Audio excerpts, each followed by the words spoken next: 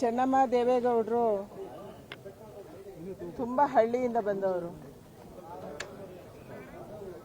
ಕಷ್ಟಪಟ್ಟು ತನ್ನ ಗಂಡನನ್ನು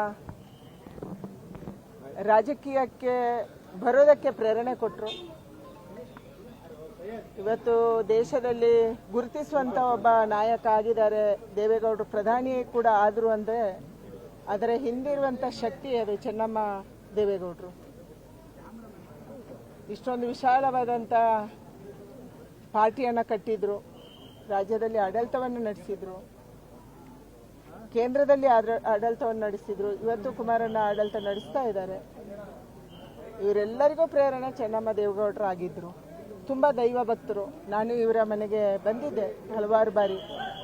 ಎಲ್ಲ ಸಂದರ್ಭದಲ್ಲಿ ಕೂಡ ಅವರು ದೇವರ ಮನೆಯಲ್ಲಿ ಇರ್ತಿದ್ರು ಮತ್ತು ಬಂದವರಿಗೆ ನಮ್ಮೆಲ್ಲರಿಗೂ ಕೂಡ ಆಶೀರ್ವಾದ ಮಾಡಿ ಪ್ರಸಾದವನ್ನು ಕೊಡ್ತಾ ಇದ್ರು.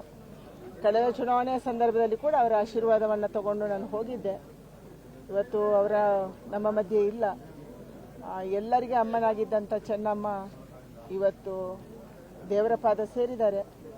ಅವರಿಗೆ ದೇವರು ಸದ್ಗತಿಯನ್ನು ಕೊಡಲಿ, ಚಿರಶಾಂತಿಯನ್ನು ಕೊಡಲಿ, ಅವರ ಕುಟುಂಬಕ್ಕೆ ಈ ನೋವನ್ನು ಭರಿಸುವಂಥ ಶಕ್ತಿಯನ್ನು ಕೊಡಲಿ ಅನ್ನುವಂಥ ಪ್ರಾರ್ಥನೆಯನ್ನು ನಾನು ಮಾಡ್ತಾ ಇದ್ದೀನಿ.